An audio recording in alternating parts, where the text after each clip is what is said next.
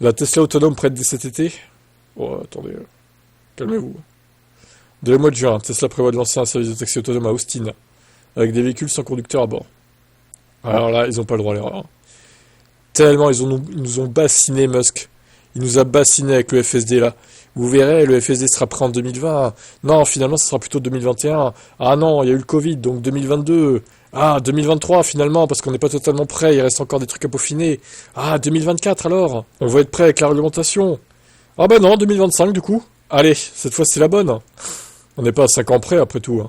Lors de la récente présentation des résultats, Musk a exprimé sa confiance dans le projet, affirmant que le lancement était imminent. Il a néanmoins souligné l'importance de garantir la sécurité du public.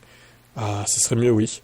Des usagers, avant de passer à une phase d'expansion, les tests actuels incluent des parcours de 2 km sur les routes privées, sans intervention humaine, dans les installations de Tesla au Texas. L'entreprise mène également... Ouais, mais non, mais l'installation de Tesla au Texas, c'est nul, enfin. C'est des routes privées, justement. Il faut des routes avec des croisements, bon, ils n'ont pas de giratoire là-bas, mais il faut des feux de route, enfin des feux tricolores, pardon, des intersections, des feux tricolores, des angles un peu morts, là où on n'y voit pas trop. En fait, il faut toutes les situations, il faut pas que des trucs privés, quoi. Bon, ça, ils le savent, hein, mais bon. Il faut vraiment que ça soit au point pour lancer... Parce qu'on le rappelle, ils ont pas de lidar, hein, les Tesla. Hein. Elles ont pas de lidar, donc c'est vraiment qu'à la caméra. Et je trouve ça très dangereux, moi. Parce que mine de rien, c'est moche, hein, le lidar sur les toits des voitures, c'est sûr. Mais c'est quand même très efficace.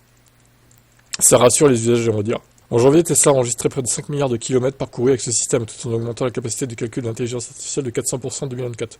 Toutefois, des critiques persistent sur l'efficacité du FSD, notamment ses difficultés face à des conditions comme l'éblouissement ou les routes mouillées. Eh ouais. Ah, déjà pour nous, hein.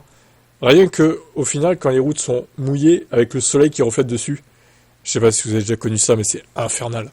C'est infernal. Alors j'imagine même pas une voiture autonome avec des caméras seulement. Mais les caméras, elles verraient rien. Mais ça, j'en suis persuadé, quoi. Attention, attention, il n'y a pas le droit à l'erreur, là. Il n'y a pas le droit à l'erreur. Bon, après, je me dis, vu qu'il y a Trump au pouvoir, peut-être qu'il va pardonner s'il y a des accidents, etc. Peut-être qu'il va être sympa avec Musk, qui va dire, bon, bah, c'est pas grave, c'est que le début, il va se rattraper, etc. Ah, après, enfin, il y a quelques mois de ça, Trump avait déclaré ne pas aimer les voitures autonomes. Donc, bon. Après, il change d'avis comme de chemise aussi, lui, donc on sait pas, mais... Ma foi, on verra. Dès juin. Ciao.